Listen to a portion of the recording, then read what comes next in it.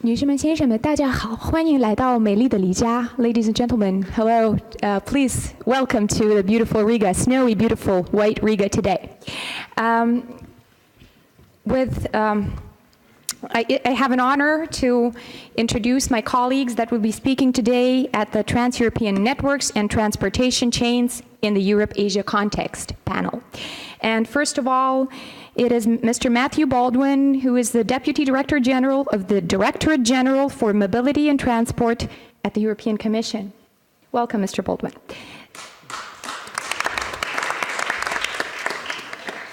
My colleague, Mr. Chen Xin, who is a Senior Research Fellow and the Director of the Division of European Economics, Institute of European Studies at the Chinese Academy of Social Sciences from Beijing. Mr. Mladen Nakic is the Director of the Center for International Studies, Croatia. Welcome. Mr. Radosław Pyfel is the Alternate Director on behalf of Poland at the Asian Infrastructure Investment Bank, Senior Fellow and former President of the Poland Asia Research Center, and critically acclaimed and a well-known sinologist as well. Welcome, Radek. And we have a slight change. We are very happy to welcome Ms. Ilze Aleksandrovica, who is the Deputy State Secretary of the Latvian Ministry of Transport. Welcome, Ilze. I would also, I'm very glad to welcome our online audience, and please feel free to send in your questions via Twitter as well. Interconnectivity is the word of the day, and it is indeed a question of how to incorporate the 16 countries of the CEC cooperation into the larger plan, which is the Belt and Road Initiative, and how to, what synergy can be obtained in interconnecting the European Union and connecting it to other regions, including China. And these are the most important questions that we would like to ask in Riga today. And how can external actors as China benefit from further connectivity, and how can they aid in increasing this connectivity? Let's start with the panelists, and I'm giving you 7 minutes, so please, Mr. Baldwin. Thank you very much indeed, and thanks very much for inviting us to this extremely interesting and important conference. I don't think I need to tell you about the importance of transport in Europe, but I will briefly. It's huge. Roughly 5% of our total employment goes in transport, 5% of our GDP. Transport is inherently about connectivity, about links, and about what they contribute both to our economy, north, south, east, and west, and about our people. So I think the subtitle, Enhanced Connectivity for Common Advancement, is spot on. That's what it's about. That's what we should strive for. Let me say a word first, if I may, about our trans-European networks, transport corridors. They've been in place for almost 3 years. As you probably know, TEN-T both are a core network, including all modes of transport.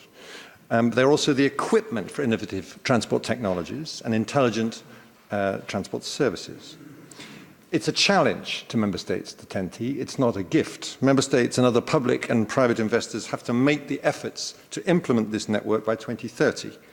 The total investment needs are huge. We're talking about 600 billion euros by 2030. What we do have within the EU to help that process are some pretty powerful instruments. I want to say a word briefly about them and to talk about how they connect up, if you like, with the broader themes of this conference. Firstly, I want to say a word about, again, the core network corridors. Secondly, I want to talk about the Connecting Europe facility. And third, I want to talk about the European Fund for Strategic Investment. And why is these things important? Because transport does not stop, to state the very obvious, at the European border. The connection to our neighbours and beyond is pivotally important to all of us. And that's the second rather obvious thing I wanted to say to you today. These regions, East, South, Western Balkans, Turkey, they're not only strategic for the European Union in order to be better connected to our neighbours, they also represent a bridge, a theme we heard this morning, towards the neighbours of our neighbours, if you like, in particular towards Central Asia and China. President Zattlers put it well, I think, this morning. We're talking about connecting up 30% of the world's population, more, of course, if you include our neighbours and our neighbours' neighbours. I also agree with him very much on what he said about the importance of multiple routes in that context. Yes, of course, maritime transport dominates, will continue to dominate in terms of long-distance operations between our two continents, or our one continent. But we note with interest and pleasure the strong involvement of China in developing land connections from Asia to Europe, shortened transit time in comparison with maritime, much lower shipping costs than aviation. I think the rail connection is well on the way to finding its niche in our growing international transport market. Now, given that both China and the EU are at the beginning and the end of these links, and given that we are both, developing transport initiatives with our respective neighbours, coordination is going to be critical if we're going to ensure compatibility, complementarity, and one very important word I want to leave with you, interoperability between our different systems, between TEN-T and One Belt, One Road. I should note, of course, in between you have the important Central Asian regions, often landlocked, often not well connected to seaports. So this coordination, this careful, harmonious planning to ensure that the network we are constructing truly functions must also involve these countries. We've talked a lot, there's been a lot of talking in EU-China relations in the past about these possibilities for ages. We haven't always got on with action, and that's one of the things I really appreciate, the action focus of this dialogue which you've launched here today. And that's why we're so excited at the adoption of the EU-China connectivity platform, which will help us directly with these issues. In our view, this represents the first step towards the development of future connections between Europe, Central Asia and China. And the principles we share, free and fair competition based on regulatory convergence, a level playing field, moving towards sustainability in our links, stronger cooperation in a more general sense in all transport areas such as infrastructure, equipment, technology, standards, engineering, construction. We are determined to see the platform work in the European Commission and, of course, its related projects. In order for that to happen, let me quickly suggest to you, if I may, 4 working principles to generate, if you like, the widespread political support that the connectivity platform deserves. First of these, inclusiveness, in the sense that all countries inside the EU, and indeed others en route, must be in a position to benefit from these new routes for their own trade and economic development objectives. They should not be considered just as transit countries. Secondly, another word we heard this morning, reciprocity. I fully endorse what was said. In this context, it's about ensuring that when we develop new infrastructure and transport operations, they should be opened to all interested parties and be in full compliance with our respective laws and standards. Thirdly, green and innovative transport solutions. We must keep up the historic momentum we've generated in the last year or so in Paris and to focus on how transport can continue to contribute to reduced levels of CO2 emissions. We've seen progress in Montreal, we've seen progress in London at the International Maritime Organization. As we develop this new infrastructure, let us always ensure that long-distance land transport is the most economically efficient and the most environmentally efficient through innovative intermodal and multimodal supply chain solutions.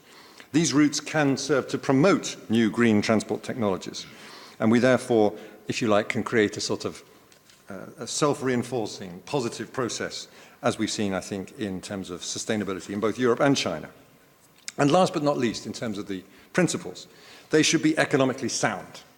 The development of new transport operations between our two continents is a unique opportunity to develop a huge, strong, dynamic Eurasian market, including, of course, for transport. Given the high costs of building new infrastructure, often beyond the direct financial capacities of some of the countries concerned, we believe costs should be shared between the countries who will be the main users of the new infrastructure and the countries where the new infrastructure will be built. Putting the entire financial burden on the Central Asian countries, or indeed the Central and Eastern European countries of the EU, is not a solution. And transport operations along these routes must be economically sound. As you're aware, there's a very welcome development of regular train services from China to Europe. It's hard for us sometimes not to observe however, that trains are very full on the east to westbound direction, but they're running a little bit empty on the west to eastbound routes. I'm not pretending I have all the explanations for this, but I think we should and we must ensure that all services are economically viable and avoid the temptation to subsidize. Beyond these principles, let us recall that the connectivity platform must be also a user-friendly cooperation mechanism, one that promotes transparency, another word we heard this morning, a level playing field based on market rules and international norms. This is an important principle, if you don't mind me saying, from our perspective, because it's one we've tried and we've tested inside the EU. All investments inside the EU need to observe clear, strict rules, particularly on public procurement, which is not something we dwelled on this morning, environmental rules, competition, and irrespective of the source of financing, we need to ensure that this is not just about good financial and project management, it's about ensuring that technical interoperability, a network which doesn't function at that level is not a network, it's a patchwork. So let's agree, therefore, to ensure together a joint ex-ante coordination of potential infrastructure investments in the EU. This will avoid any implementation delays in cases where the projects don't necessarily comply. And this coordination also enables us to ensure that our priorities are in line with the commonly agreed inside the EU Trans-European Network Transport and its project priorities. So, in brief, I have plenty more things to say. I'd like to come back to the money maybe in questions and specifically how we can bring better finance to this. But I'd just briefly like to conclude that TEN-T and OBOR working together can bring vibrant new opportunities to the European Union, including all countries of the EU, to China and all the countries in between, if we can develop that reciprocal understanding on our plans, our programs, and our legal framework. I'll stop there. Thank you very much. Thank you, Mr. Baldwin. We will definitely return to the topics you touched upon in the questions. And now I would like to introduce Mr. Chen Xin, Dr. Chen, who has researched investment policies in this region and who's been a published researcher regarding this region. So please. Thank you, Chair. It's my great honor to present some research results here. First of all, before I start my speech, a little advertisement. So as maybe somebody already shown that in the table, there is a working paper on the quantitative analysis on the China Sea Economic and Trade Cooperation. So this is our latest publication by my team. I hope it would be useful for the evaluation of the whole cooperation. So for my presentation, I prepared a very wonderful PPT because I think if we are talking about infrastructure, then the map is very important. Without map, but I hope in this room, as in the morning opening session, the former president said, in this room, everybody is very wise. So I hope you wise men will understand what we're talking about. So without PPT. My presentation will be into 3 parts. I try to be short in 7 minutes. Very challenging. The first part is on the Chinese experiences on the construction of the infrastructure, and second is on the trans-European networks and the Central European countries, and third is about what lessons can be learned. So the role of the Chinese experience of the infrastructure construction. On the highway, so we started in the 1970s, and but the real kickoff is in this century. So after we enter into the new century, and by the 2011, we already have the almost 10,000 kilometers of the highway, and last year we achieved more than 12,000 kilometers in the highway in China. And on the high-speed train, this is also a latest development in the last 10 years.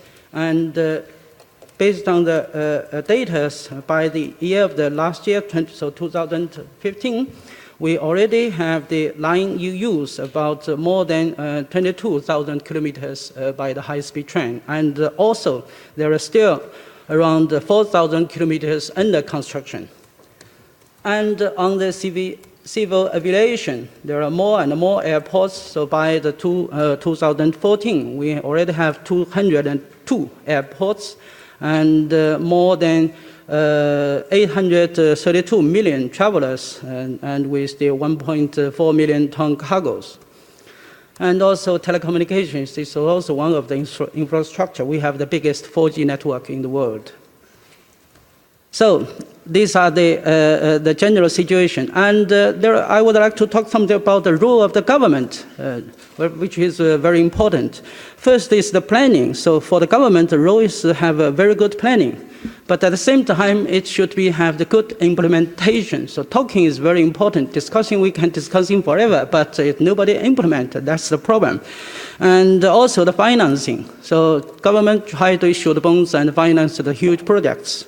And also because the government thinks that the infrastructure is a very good public goods. So it's not driven by the capitals, the big C capitals.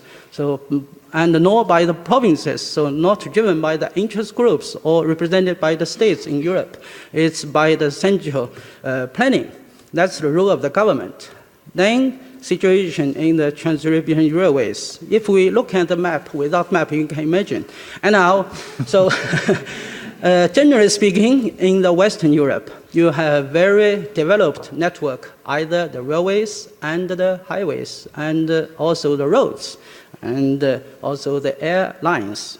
But for the part of the eastern part, so there is a lack of the construction, and either concerning on the railway and also the highways. So if we're talking about, we started with the same transition from the early 1990s, when you are transitioning from the system changes, and also we started our transition to the socialist market economy. So 25 years later, I showed the numbers above, as I mentioned, but in the Central Eastern Europe, I didn't find big step forward during the last 25 years. Even you had joined with the EU by more than 10 years, but anyhow, in the field of the infrastructure, in my understanding, it's a lack of the development as it should be needed. So, for example, in the Baltic countries, you have the railways, but unfortunately, so either after 25 years or the 10 years of the joining EU, every railway still leads to your east neighbor. So there is a lack of the connection among yourselves. It's a long time. And also for the Visegrad countries, similar situation. There's a lack of the upgrading for the facilities of the highways and also the railways. I don't know what's the leaders talking about if you are talking about because in Chinese understanding, we used to say, if you want to develop, build the road first. This is our big experience. And I'm not talking about Romania, Bulgaria. It's a very also lack of the construction on the infrastructure. So last point, what lessons can be learned? So Europe is very rich, more rich than China. Oh. More rich than China. You have 7% of the world population producing 25% of the world GDP and consuming almost half of the welfare. So you are very rich. And you have a lot of fundings. So as I quote from the Commission's website, EU provides funding for a broad range of projects and programs covering areas such as regional urban development, employment, social inclusion, agriculture, rural development, maritime fishery policies, research and innovation, humanitarian aid. So very long list, as also mentioned by our colleague in his presentation. So then the question is about the efficiency of the planning. So for example, in the 1990s, or end of the 1990s, we heard about the European on the Lisbon agenda. And nowadays, where is the digital society in Europe? So you have the plannings, but lack of the implementation. This is the problem. And also, I quote from the data from the EU Commission website. So you have big funds, 5 big funds, Namely, you have the European Regional Development Fund, European Social Fund, Cohesion Fund, European Agriculture and for Rural Development Fund, and the European Maritime and Fisheries Fund. So a lot of funds. Then how about efficiency? This is a good question, especially for the Eastern member states in the last 10 years. This is my question mark for it.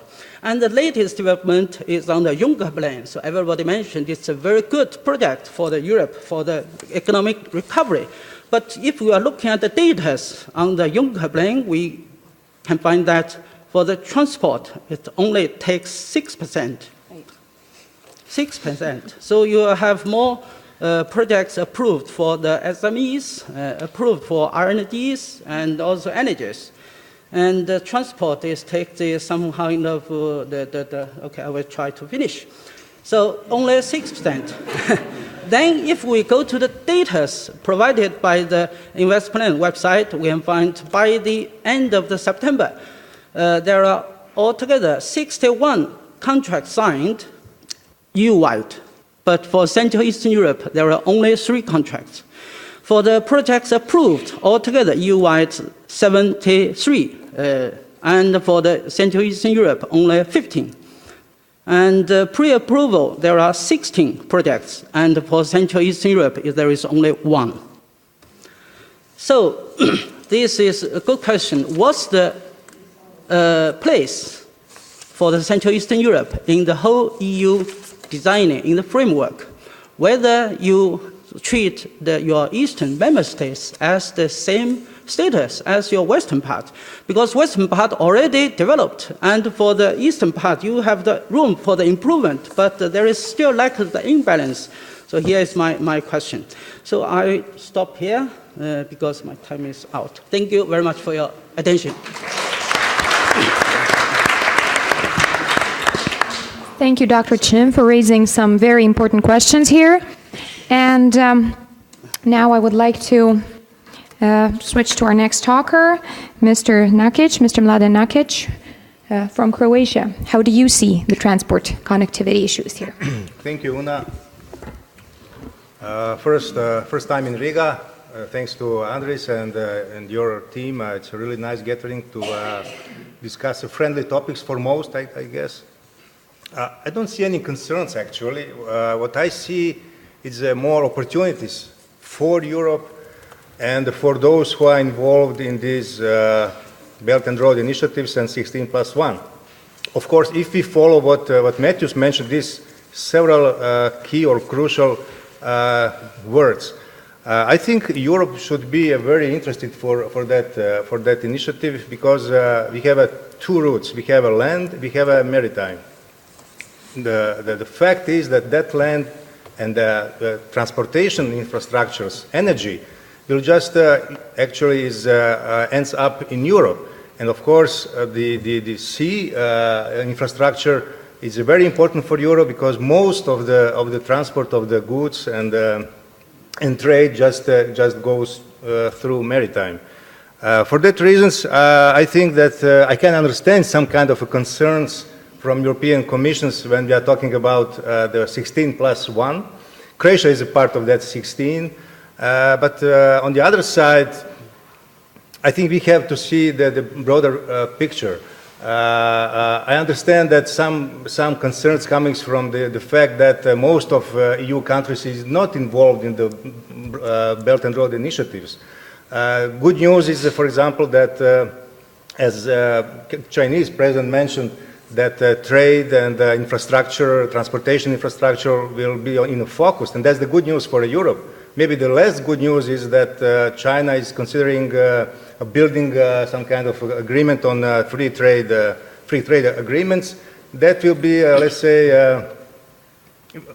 with that countries that involved in the 16+1 and the BRI initiative. Well, maybe we have more opportunities than just concerns. I see European Union to have benefits in 2 ways. First, participating in such an initiative, I think it gives EU more opportunity or more tools or more mechanism to be more involved and actually to develop their neighborhood policy, and of course to be involved in all these processes that is going on in Euro-Asian region, which we know that it's very demanding from the political, economical, and of course security issue. And the second, of course, developing that projects through these the Belt and Road initiatives. I think cooperation with China will just get some other higher level, and I think both European Union and all countries involved and China will have more benefit. Just a few words about Croatia. As a part of 16+1, Croatia offers several projects regarding transportation infrastructure. We offer, for example, Rijeka port, that's the northern port in Adriatic Sea, to be a key port for Chinese trade and goods to Europe. Why? Because that port, if you use that port, China will just shorten that way of journey for up to 2 weeks. If they go to the northern part of Europe, like Rotterdam, it's going to take longer journey for Chinese goods to Europe. And there is another port of Croatian port, that's the Ploče. And of course, we all that put on table, but you know, sometimes we have to wait for a feedback. As you know, for a good marriage, or it's a crucial word, sustainable marriage, you need at least 2. So we are looking forward to see some kind of feedback. Croatian president is very supportive, and the Croatian government towards that cooperation with China and developing all these infrastructure routes. But sometimes it's very difficult, even if you have a political support, it's up to business to recognize what kind of interest we have. We know that China recognized in Croatia several fields of interest. It's chemicals, communications, food industry, car making industry. So, but of course, for such a plans, we need more infrastructure. I mentioned Croatian president. She really support that initiative, Baltic, Black Sea, Adriatic Sea, 3 Seas initiatives, and I think it's a good initiatives to promote our cooperation, not just between all 3 countries on the area, but just having in mind European Union and their interests, how to bring the cooperation with China on a higher level. I'll stop at this point and we can continue later. Thank you Thank you, Mladen, for putting a wider perspective and bringing our conversation to Croatia.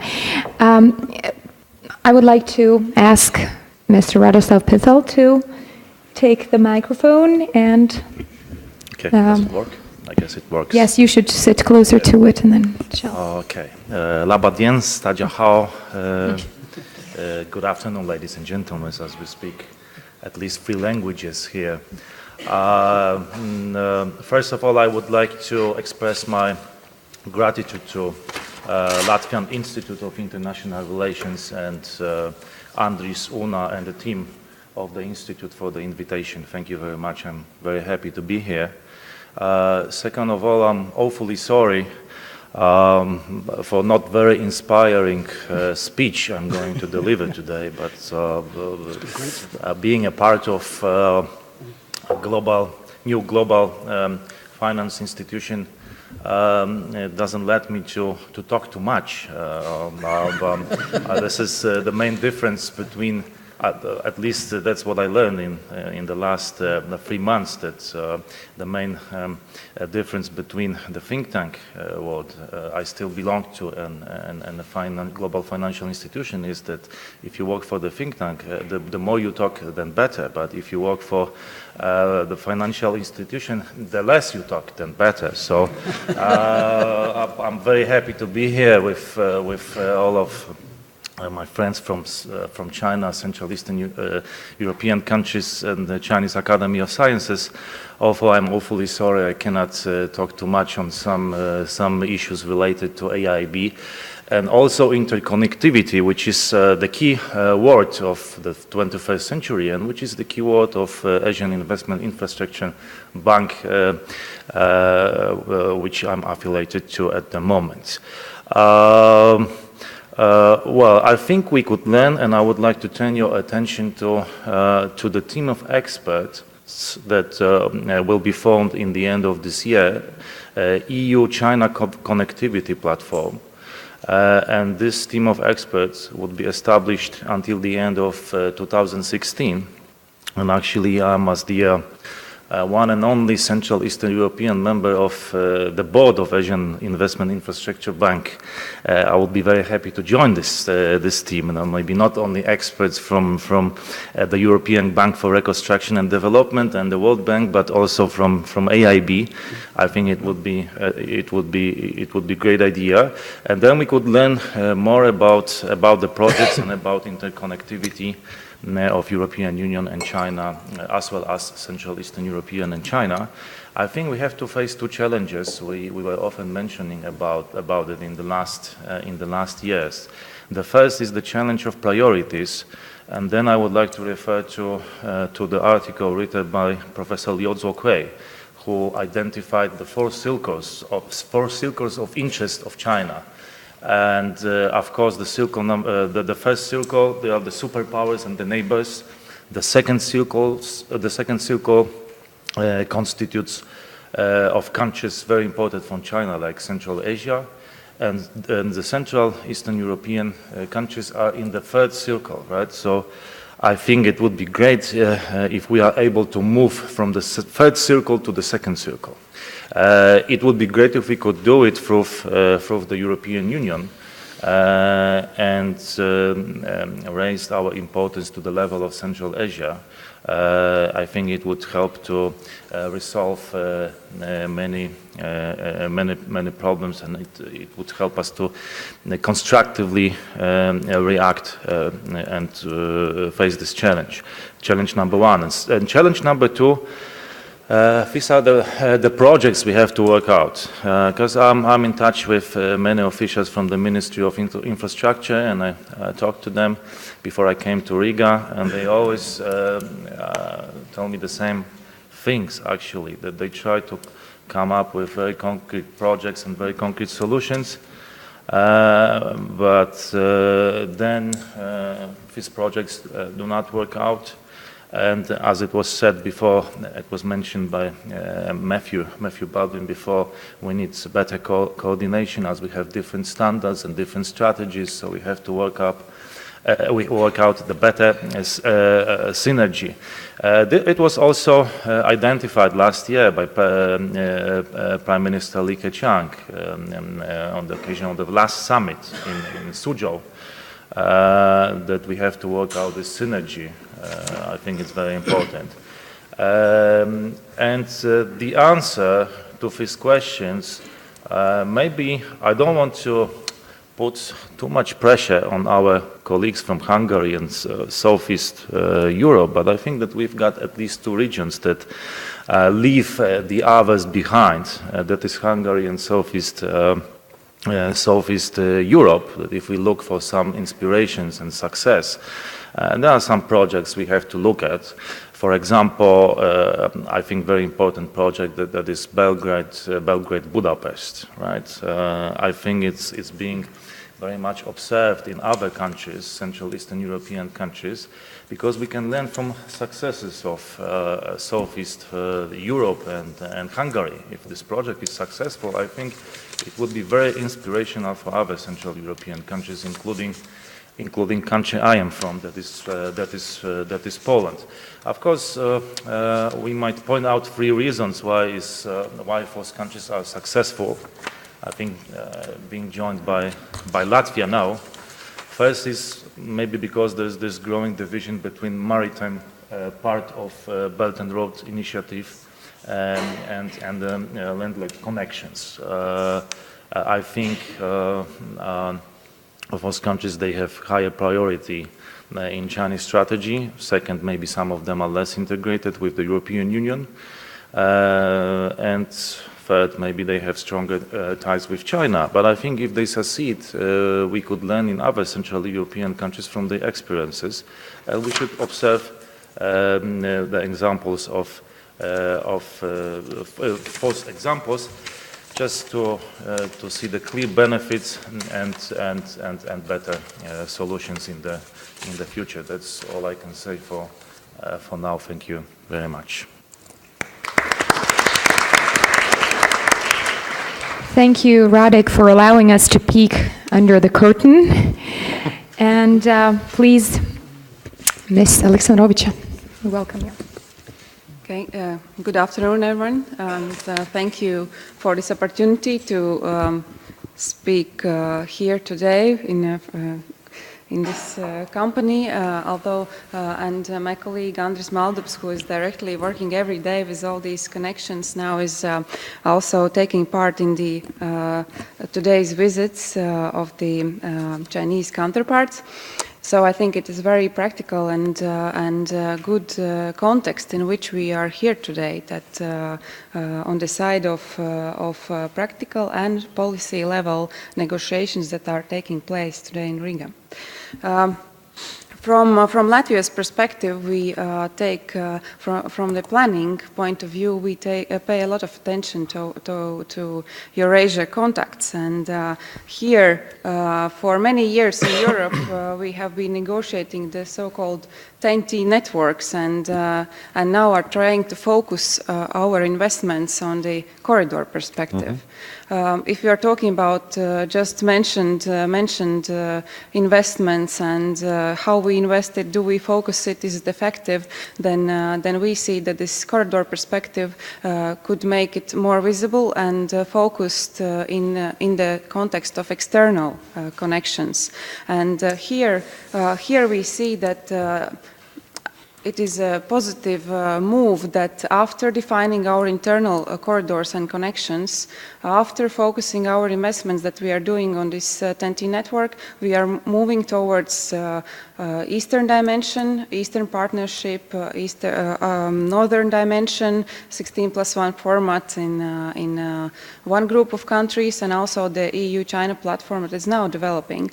We see that all these activities are complementary and necessary for the policy level focus and further also streamlining of investments. In Latvia, we have been investing in the TEN-T development and reconstruction of our existing lines. Our rail gauge is different than the European gauge. However, we see here also opportunities for multimodal and connections in further development. And also, of course, Eurasia is an important perspective for us also to diversify our cargoes. And we also see and are going to take active participation in the EU-China platform. As many of you know, we also took a great active part in the 16+1 format, also starting from the last year during the EU presidency when we took up the transport platform, and also we have established by now the logistics platform also in this perspective, and we see that okay, we have many internet platforms, but still we see that for so many countries being involved in developing these transport connections, still it is important to coordinate our efforts and information.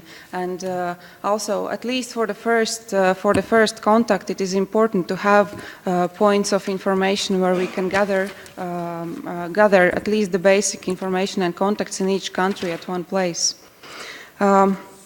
And also just maybe slightly reflecting on the future investment perspectives, of course, it will be important in the end of this year what will be the result of the discussions about the mutual investments of the EU and China, what will be the solutions found. But responding slightly to the why there is so little transport in the so-called Juncker's investment plan, we all know that transport investments take longer time than simple entrepreneurship investments. So from this perspective, it's even more important that we coordinate at policy level and reach to the result, because constructing the infrastructure takes well, at least 5 years to construct one part of the infrastructure, and this is also maybe backstepping in these Juncker's investments, because it takes time to develop these projects and to implement them, and right now they do not fit in the framework of 3 years. So from our perspective, we look forward so that these type of initiatives where we can bring different sources of financing, not only public but also the private users on transport networks together and look at the longer term financing, which will be important for transport. Also, of course, we see that practical work is equally important to the policy. This is why also these days, particularly tomorrow, our train from Jiwu town in China will arrive in Riga. What is important is that this time it took only 2 weeks for it to come here. Of course, we can talk about other experiences. It's not the first time, but every time is important when we can do it more effectively, faster, and every time it's important that we raise awareness that we actually can do that in practice, not only at policy level. And sometimes people try to contradict the activities performed by different states, but I think that every practical move that we do shows us where we can need to improve, also at policy level, also at practical administrative barriers level, customs, administration, whatever we can improve, also when we come with all these new infrastructures that we can work even more effectively. And just to finish, I would like to stress also that Latvia also sees a great opportunity in connecting our corridors. Particularly, we are working on this northern-southern connection, as we know it, Rail Baltica project. We start already our practical deeds and to start investing and constructing it. And also we see it will give connections to not only this North Sea and Baltic region, but also towards the Adriatic Sea. And this is why the initiative of 3 seas, Adriatic, Black Sea and Baltic Sea, is also of interest to us. And we see that pure sea connections shouldn't be the perspective that we are following on, but also we have to look at these multimodal connections, how we can feed in the transportation of goods within Europe, not only by the sea connections. Thank you.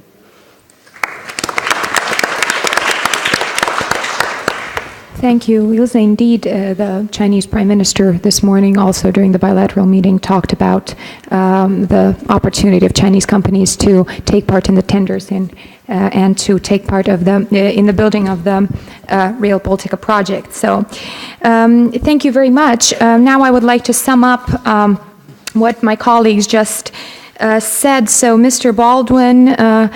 Patchwork, no patchwork, network. That is very important in my opinion. Yes, we should. Not an original phrase, by the way. Well, still, definitely, and the generating political support for Wales, let's say, would be inclusiveness, reciprocity, green transport solution, and economical soundness. Thank you. And Mr. Chen, we are very sorry that you had to rush your presentation, and I'm sure we would love to hear more from you. The building roads catchphrase is something that has proven to be true, although we do not want to build roads here because we don't want our people to leave. So, good planning, implementation, control, and of course, the balance is always important. Thank you for raising the issue of the connectivity asymmetry between Western Europe and Central and Eastern Europe. Also needs to be addressed further. Mr. Nakic talked about the benefits and called for us to avoid talking about the concerns that although are grounded, but still should not stand in the way of cooperation. And thank you also for elaborating on the ports from the Croatian perspective. And the sustainable marriage would be the catchphrase. Yes. Now, Radek talked about the connectivity platform, and he addressed the challenges, of course. The first of all is we would like to move up the Chinese priority chain, so to speak. That is an important point to address. And synergy, word of the day. And we also desperately need a success story to inspire further cooperation, also something we can all bring home from Mr. Pithel's speech. And Ms. Alexandrovica emphasized our role in TNTs and, of course, the building of Rail Baltica networks and the everlasting asymmetry between the long-term infrastructure projects and the short-term planning. Thank you. Now it is time for the questions. Mr. Spruds, please.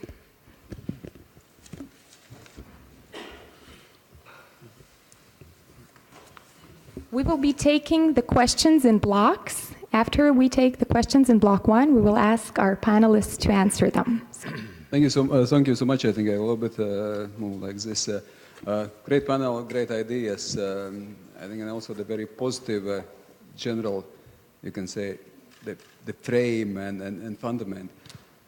I might a little bit spoil this positivism and a little bit bring into the picture what I think I didn't hear, or perhaps I missed something. One word, Russia. We cannot have infrastructural projects without having a big partner in between us cooperating.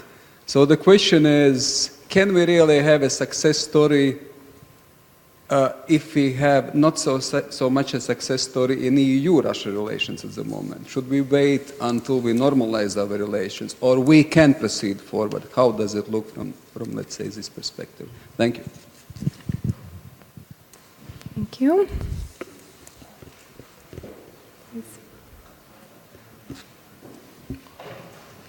Please be so kind as to introduce yourself. Of course. Hello, my name is Viktor Buzna. I'm from a Hungarian newspaper, Magyar Nemzet. My question goes to Mr. Matthew Baldwin. The European Commission has initiated an infringement process towards the Budapest-Belgrade infrastructure investment project. Can you give us an update on it, if it's still an ongoing project or it was closed, process, or it was closed already? Thank you very much.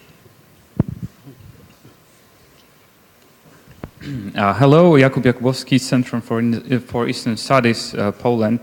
I'd like to ask a question about this the next step of China-EU connectivity cooperation. We will probably see some policy coordination, but the implementation part proved to be harder during the last 4 years in the CEE. If we consider Belt and Road as a mean to develop CEE's infrastructure, that will need to look at the way China finances infrastructure.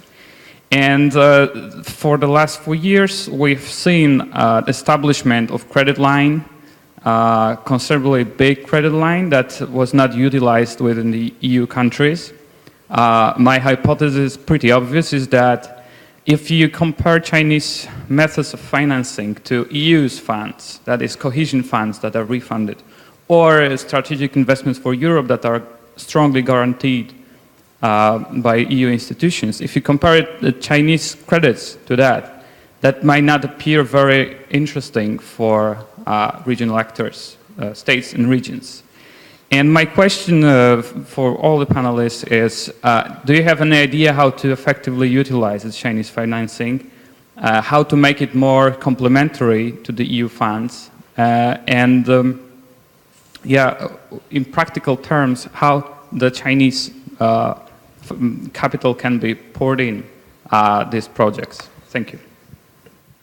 Thank you. Oh, yes, Mr. Lynch, please, and then, yes, Mr. Leo.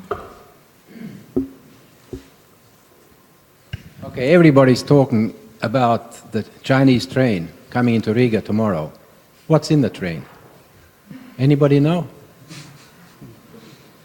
Chinese guests can tell us. We don't know. Yes, yes, we do. Yes, we do. Yeah, he knows. Yes. He knows. It's not him because he's already here. But for your question, I think maybe we not know this situation. We just discussed the train from Chinese Yiwu to Lijiang. So I think, yeah, it's from Chinese Zhejiang province, Yiwu. What is inside the train? Well, It's run along the Euro-Asian continent. I think the second bridge continent. So well, maybe Yiwu is the biggest producer of a small everyday goods, so I would gather that that is the main part. Yeah, small everyday goods, yeah. consumer goods. I have two very simple questions. One is for the Deputy State Secretary of the Ministry of Transport of Latvia for Alexander Verveka. So you know that we just established China CE Logistics Coordination Center in your Ministry of Transport.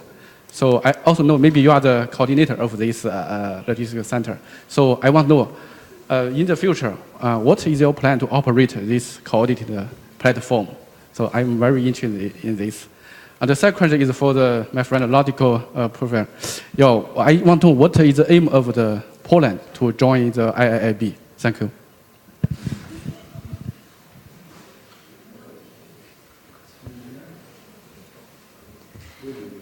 Okay, thank you.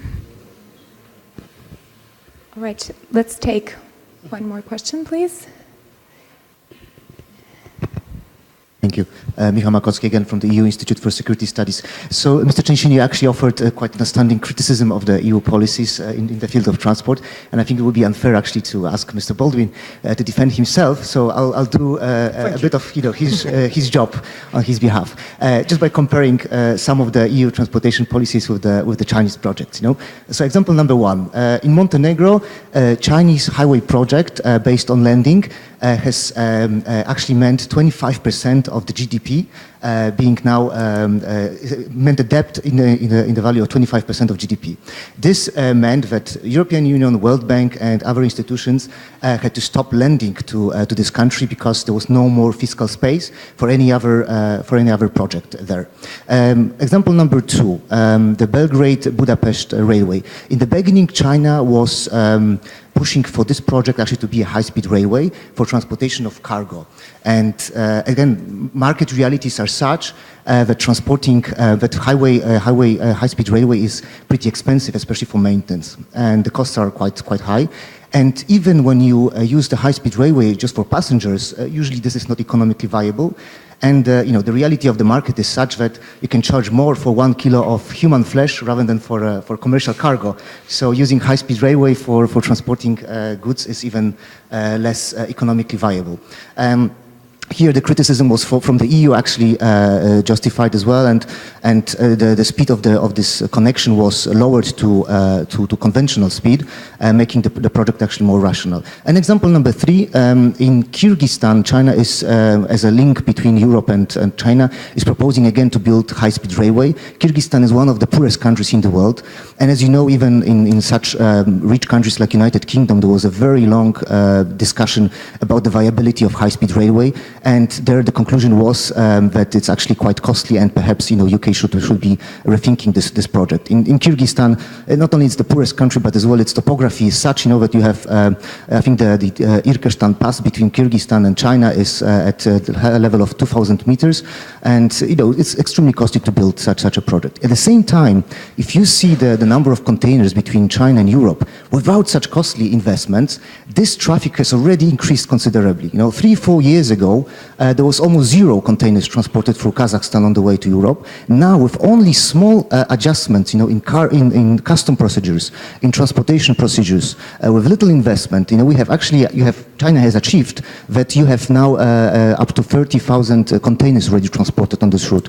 This proves that without costly investment, you can actually achieve quite a lot. So this is this part of rationality. So you see, this is the EU approach, which is based rather, I would, comparing to what you said about central planning, I would call the EU approach rational planning.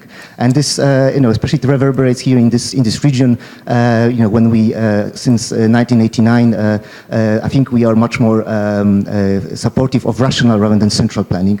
And as well, I want to be quite as well constructive in my criticism of the Chinese projects and offer one solution.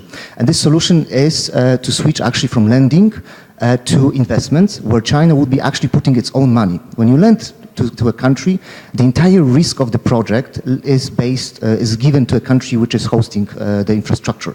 Now, why don't we then ask the Chinese companies to actually put their own money and invest in those projects? This would be the best test for their beliefs that the project is actually economically viable and will actually produce returns. Thank you. Thank you very much. And, well, we do have time for one more question, please.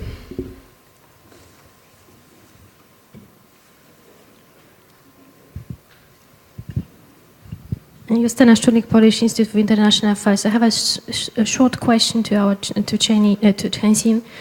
I would like to ask you if you could give us explanation how China perceives in details, in the substance, the synergies between Belt and Road Initiative and Juncker Plan.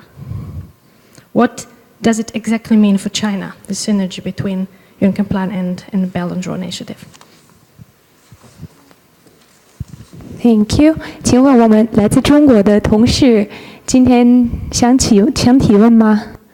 好，那如果没有的话呢，我们继续再回复。If we have no more questions, also from the Chinese side, we would like to switch to the answers now. Please let me remind the questions. The first question sums up to one word, Russia, with a question mark. Would normalizing EU-Russia relations would be a prerequisite for an effective and efficient integration into this interconnectivity networks? And that was for everybody, from what I gathered, right? So the next question from Mr. Baldwin. Please give us an update on the Belgrade Rail. What is the current status? Next question about the implementation of the Belt and Road Initiative, how China finances infrastructure, and what are the comments on this. Also another question for all of the panelists, how do we utilize the Chinese financing and make it complementary to the EU funds? Stick to the hands-on approach. Next question by Mr. Lange, what is in the train? Well, that's what makes it a mystery. So we will see tomorrow at noon, but it is definitely consumer goods and small goods. Next question for my colleague, Ms. Alexandrovica. What is the plan for the Secretariat of Logistics and what is the applicability? And just talk more about your work there. For Radek, yes, one more question. And for Mr. Baldwin, the economic soundness, the rationality of high-speed rail as such, and the viability of building these ambitious high-speed rail projects in Central Asia and also Europe. Shouldn't we be rather using the existing infrastructure well, what is the rational planning perspective here? And also, let's let Chinese companies invest their own money and risk their own money to prove, as a gesture of a good faith, to prove that they believe in these projects instead of pressuring countries into a loan. And the last question for Dr. Chen is what is the synergy between the Belt and Road Initiative and the Juncker Plan? Thank you very much. Let's start with replies. Mr. Baldwin, would you like to start? Well, thank you. And what an interesting panel and what interesting questions in the sense of the Chinese curse, by the way. They're very difficult questions to answer, some of them. But if I may say that the spirit of the dialogue here bodes very well for the future cooperation. The openness and the frankness with which we can discuss these issues, everything is on the table. That's got to be the way to do it. Can we have a successful partnership cooperation without Russia? You say the Russia word was not spoken. Well, as the saying goes, the only thing worse than being talked about is not being talked about, right? Look, it would be good, it would be easier if our relations, and maybe also Chinese relations with Russia, were better. We can get on with that work. We should get on with that work to prepare those links. I'm not an expert on geography, but I think there are other ways to get between the EU and China other than passing through Russia. So I don't think this is necessarily a prerequisite, and after all, we have Russian weather here in Latvia today. On the question of the Budapest-Belgrade road link, rail link, yes, I can confirm that the Commission has launched an investigation into, in particular, into the public procurement questions that the Belgrade-Budapest links have given rise to. It is a matter of concern to us, and I think I mentioned procurement as one of the key things we want to ensure respected in terms of our internal rules. But I should also stress, I mean, this is the question of how we work in the European Union. We have rules, they're respected. It's the Commission's job to look into where there may be practices are not fully in line with the rules, and we have a very open process working back and forth with the member states to look into that. So that's the second point I want to say.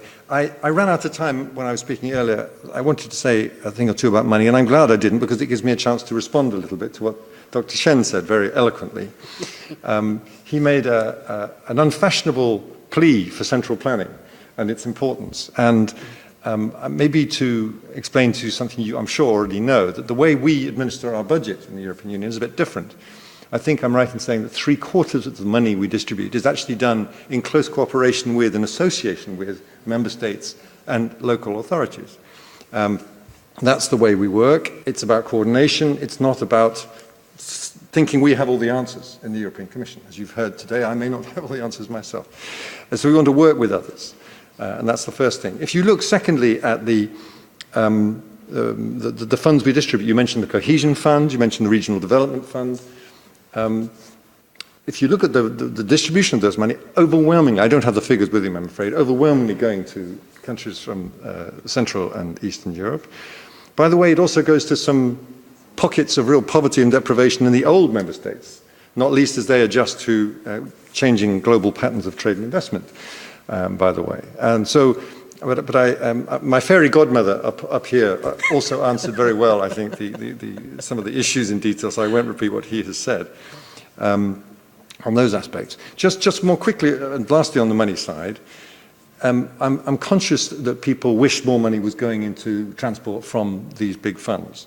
If you look at the story on the CEF, the Connecting Europe facility, I think recognise that its budget is too limited to do everything we want to achieve. But what is interesting to me is how much interest there was in the first calls for grants for the transport part of the CEF, which is 12 billion euros worth. We had more than 700 proposals for that money, asking for more than 3 times the money we had on the table. So there's clearly a lot of interest, in particular in the sustainable areas of rail and inland waterways. And so what have we done about that? With the relaunch of the Juncker plan, what we're calling FC 2.0, aiming to raise an additional 315 billion euros of investment over the next 3 years. And we hope that will be a strong focus on transport in that context. And again, it goes a bit to the way we finance things in Europe. We are not simply saying a loose lending. We're trying to stimulate, to crowd in, to leverage private sector and third-party funds with FC. And I'm sorry, we'll stop. The plan has been extremely successful.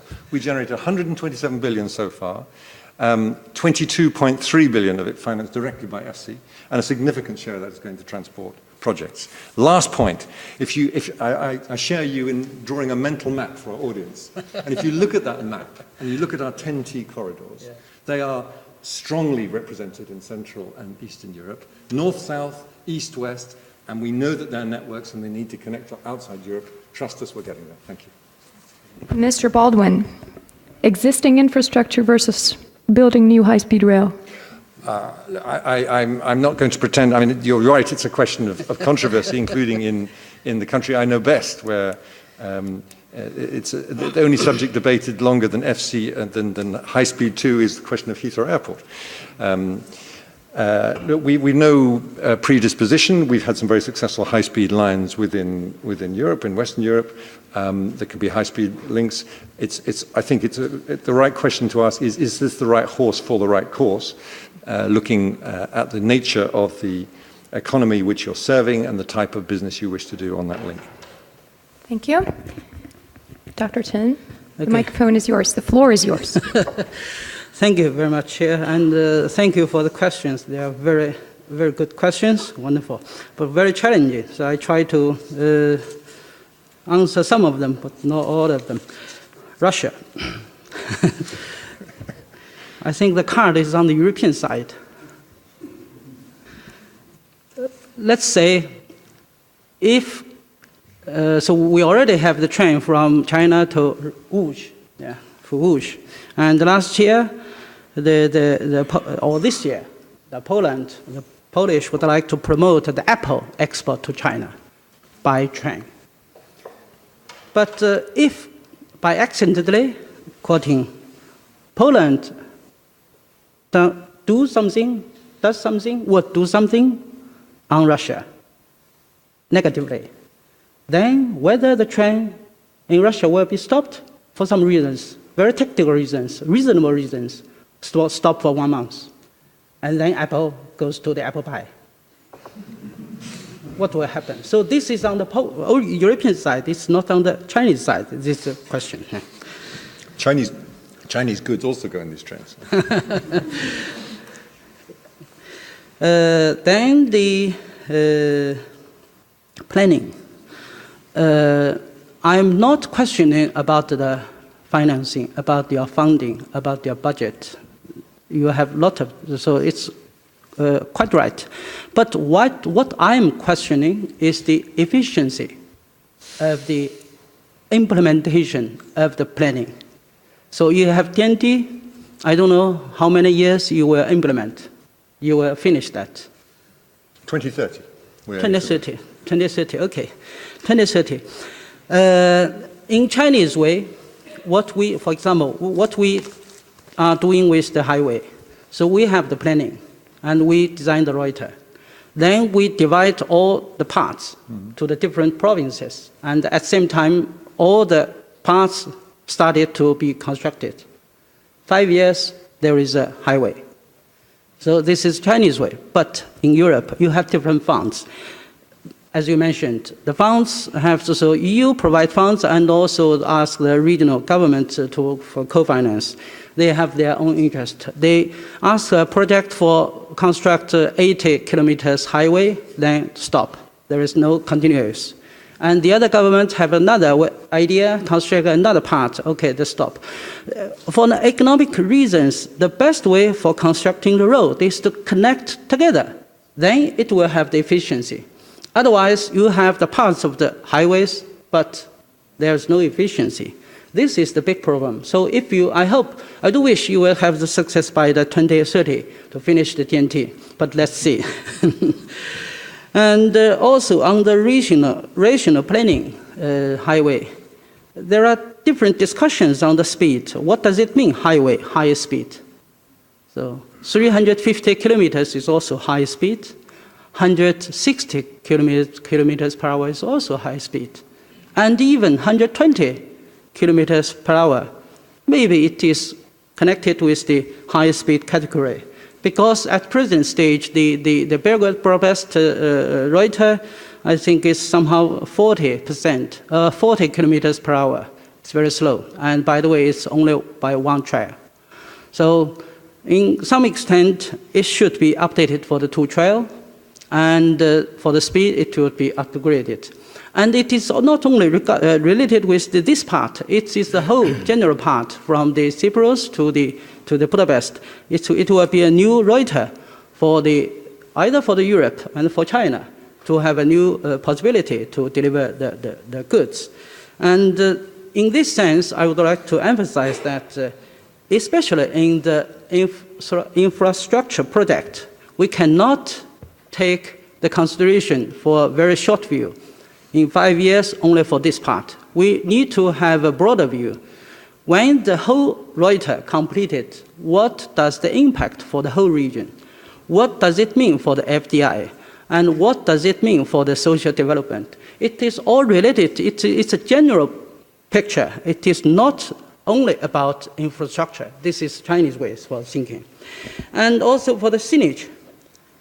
Interesting. As I remember, 5 years ago, in Brussels, there are studies talking about the synergy between EU 2020, together with the China's 12 5-year plan. They talked 5 years, and we finished 12 5-year plan. And now they have new idea talking about synergy of the Juncker plan with the Chinese 13th 5-year plan, or somehow one belt, one road. So already we have talked about 2 years. And how to going on, I don't know. But anyhow, we will finish the 13th 5-year plan. Thank you. Thank you, Dr. Chen. And Mladen? Yeah, I would just say a few words on Russia. I know how sensitive you are here in the Baltic, and of course, eastern countries like Poland towards Russia. The fact is that we all know that Russia is not what Russia used to be at the 90s before Putin.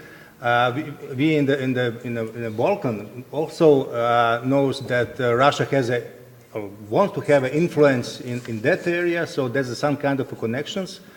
It's less sensitive than here, but anyway, Russia is a key player, one of the key players.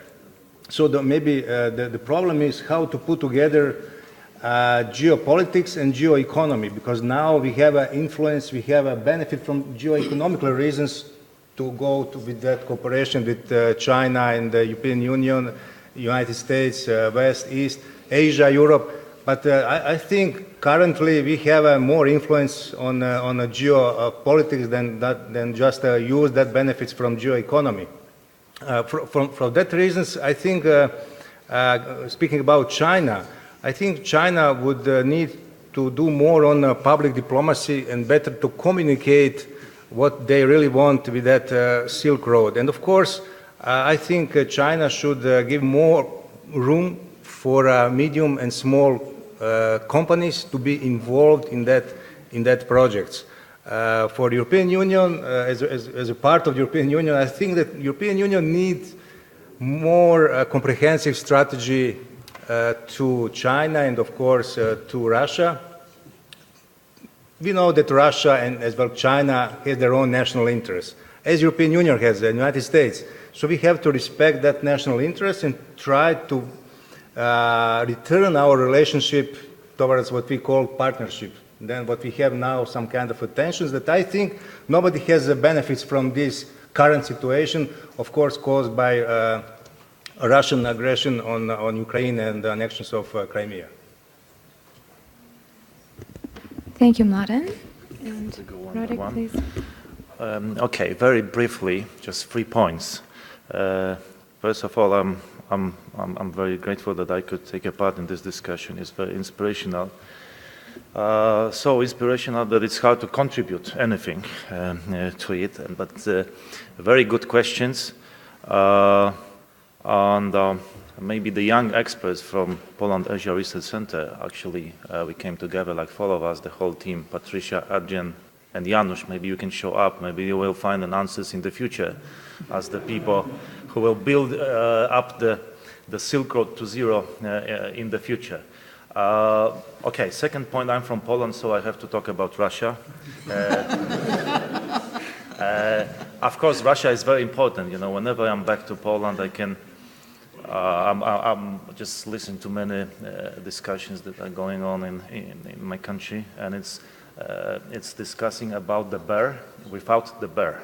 And I think that 16+1, this platform, it might be very similar in the future, or maybe we might change the name 16+1+1, because definitely Russia is very, very important, and I think for many Central Europeans, this is very interesting question. Does this development of infrastructure, does it bring peace, stability, and benefit? I think that if we, or China, or if we can do it together, like 17 countries together, if we can send this message that developing infrastructure brings benefits, but it also brings security and stability, I think that it would raise the level of support for this kind of projects, at least in this part of Europe, at least in Poland, but probably in Baltic states as well. This is the second point. Of course, we might see Russia, which plays very constructive role in other initiatives.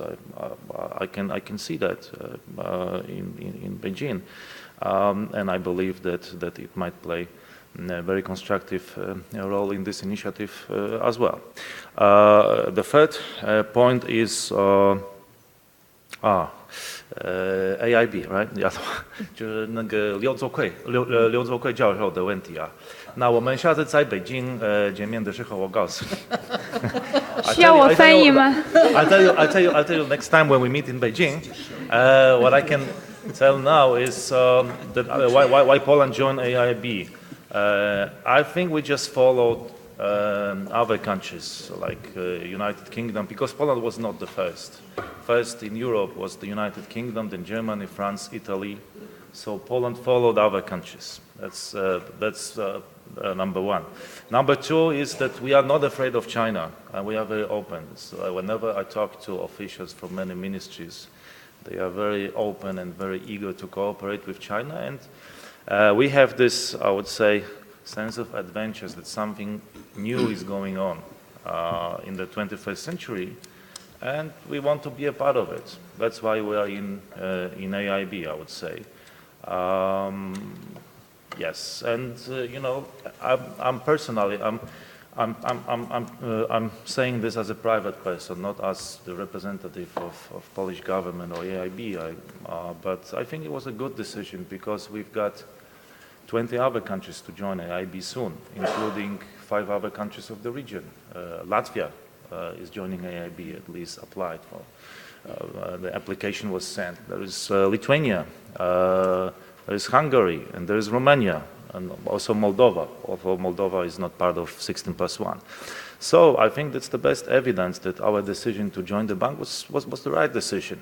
And of course, thanks to that, we are the founding member of AIB, and we can have the member of the board in the bank. And the new members, probably they would not enjoy this privilege until 2034 year. So I think it was the good decision, and we might discuss this in Beijing again when we meet. Thank you very much. Thank you. Mrs. Alexandrovica, please. Okay. Just a short note on the Russia issue. I just would like to mention that it's not absent from European Union policies. There is Northern Dimension, which Russia is part of, and although we don't see them at the table at 16+1, still issues at economics level are coordinated. Of course, it always remains a question how far we can foresee or forecast political issues, and I know that is a good point, maybe to keep in mind whether infrastructure keeps stability and can be seen as a means of stability for economic cooperation. As regards the coordination of investments, the example of Chinese colleague on dividing the road and giving each province a task in 5 years, well, I don't know how these tasks are delegated in provinces. Here between member states, of course, we are also trying to coordinate. In case of Rail Baltica, we established joint venture, and this is our means of how we are trying to actually do it in one time frame and more coordinated level. Let's hope that we succeed and do it at the same time rather than one by one, and get the result faster. As regards the financing and investments, I have to say in the EU we are quite religious about public procurement issues, and this is, I think, one of the backstopping of use of the financing sometimes from China, whereas it shouldn't be maybe seen as obstacle or full stop. Okay, no. I think that there's a room for financing from the private perspective, or seeing as a bank, or this approach that we are trying to use or facilitate with the FC or the investment plan. That there is some public investment part, but it is also a great way how to coordinate our focus of investment and how the private investment can come together.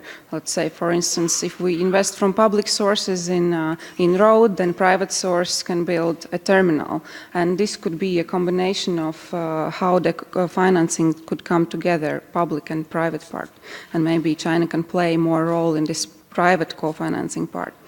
In respect to the Secretariat, as I mentioned before, its main role is to coordinate the information and also the contacts of all the countries, of the infrastructure holders, of the railways, of ports, so that parties can easily come together. One step that we have already done, almost for all of the countries, there is at least the basic information on the countries and infrastructure in each country and their capacities, existing capacities. But further on, it will be also used, or that's the idea, that it can be used as a platform where there's information or place for promoting investment projects or cooperation projects from the countries. Then about the contents of the train. Well, I think it's one of the best kept secrets so far. So let's see tomorrow what's in the cargo. All right, let's hope it's something tasty. Well, and just to sum up, if I've learned anything from Dr. Spruds, when he has his panels, he always asks for one word or two word summary, maybe one sentence summary of the expectations. And I would like to start with in an opposite order. Please say in one sentence, what does your country expect from this summit? And Mr. Baldwin conveniently will be the last one to answer, and as he's representing a supranational entity, then he gets to say the final word. Please, Ilse. Well, actual steps forward. It's the year of implementation, isn't it? Yes. The same. It is also a sentence, Rade. Okay. Another one step forward. More realistic, thank you. I think we have to provide a synergy between European know-how and Asian natural resources and, of course, Chinese investment. Thank you. Dr. Chen. Yeah, despite the rules, level playing, etc., inclusion, but the most important is the efficiency of the implementation. Otherwise, it will be talk and talk. Thank you. You need another decade. Another decade. Networks are good. They must be interoperable.